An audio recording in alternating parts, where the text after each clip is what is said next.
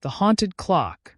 In the heart of a small, forgotten village, where cobblestone streets whispered the tales of yesteryears, and the air hung heavy with the scent of aged wood and earth, stood an old clock tower.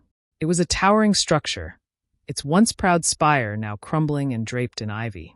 The villagers called it the haunted clock because, as long as anyone could remember, it had chimed 13 times at midnight.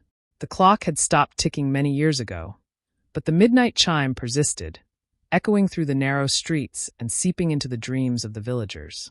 Even more unsettling were the strange lights that flickered in the clock tower's windows during the witching hour. Most of the villagers avoided the tower, shunning its eerie presence and the inexplicable events tied to it. But there was one who couldn't resist its pull. His name was Thomas, a boy of about 11 with a curiosity that often led him into places he shouldn't be. He was a small, wiry child with bright eyes that missed nothing and a mind that never stopped asking questions. The village was too quiet, too predictable for a boy like Thomas, and the clock tower, with its mysterious chimes and ghostly lights, was a puzzle that begged to be solved. One autumn evening, as the sun dipped below the horizon and the village settled into the soft glow of twilight, Thomas made his decision. He had heard the whispers, the warnings, the stories of the haunted clock, but he was determined to see for himself. As the clock struck 9, Thomas slipped out of his home, careful not to wake his parents. The streets were empty, save for the occasional cat slinking through the shadows.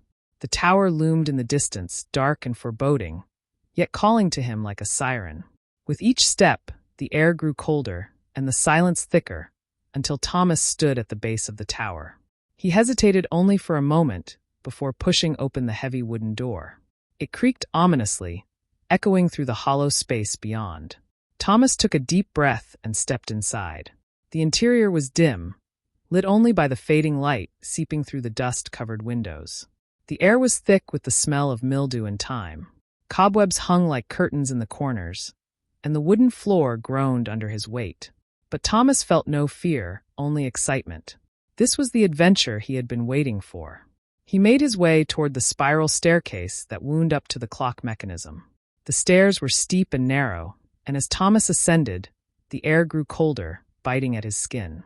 He shivered but continued onward, determined to reach the top before midnight.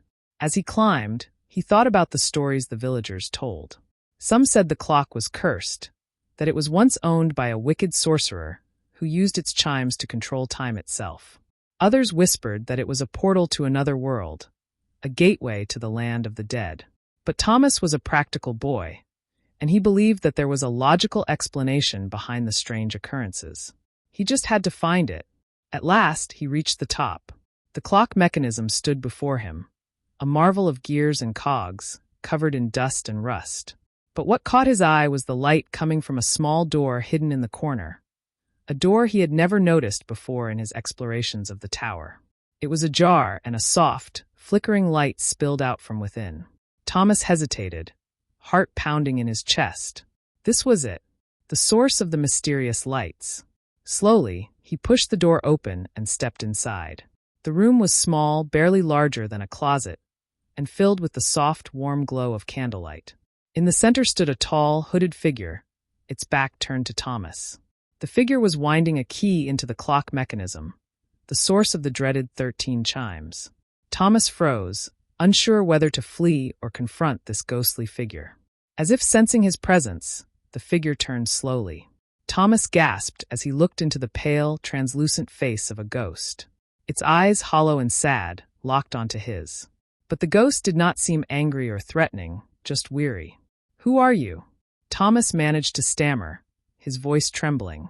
The ghost sighed, a sound like whine through the trees. "I am the keeper of this clock, a soul trapped between time and eternity," it said in a voice that echoed as if coming from a great distance. "Long ago, I was tasked with maintaining this clock, ensuring it never stopped. But I failed, and now I am bound to this tower, forced to wind the clock each night to chime 13 times. Only someone brave enough to reset the clock can free me." Thomas's mind raced. This was beyond anything he had imagined. The ghost's story was sad, but Thomas wasn't sure what he could do to help. "What do you mean, reset the clock?" he asked. The ghost pointed to the mechanism, specifically to a small, ornate dial that Thomas had overlooked. Turn the dial back to 12, and the curse will be broken. The clock will chime as it should, and I will be free. Thomas approached the dial, his hand trembling slightly. It seemed so simple, yet he felt the weight of the centuries on his shoulders. He grasped the dial and slowly turned it back to 12.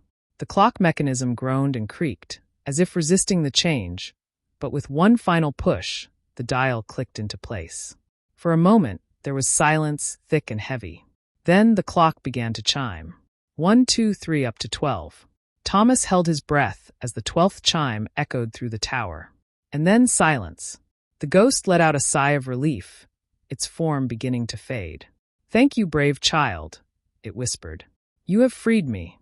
With that, the ghost vanished, leaving Thomas alone in the small, dim room. The candles flickered and went out, plunging the room into darkness. But Thomas felt no fear.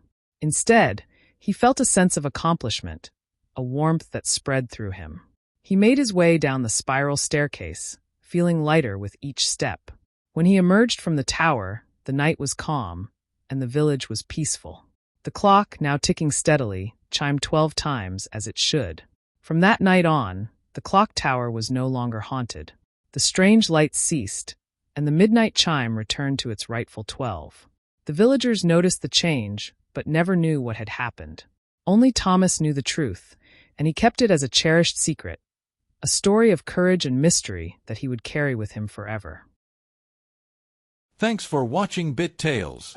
If you enjoyed this story, don't forget to hit the like button and subscribe for more. Ring the bell to get notified whenever we post new tales. Your support helps us keep the stories coming.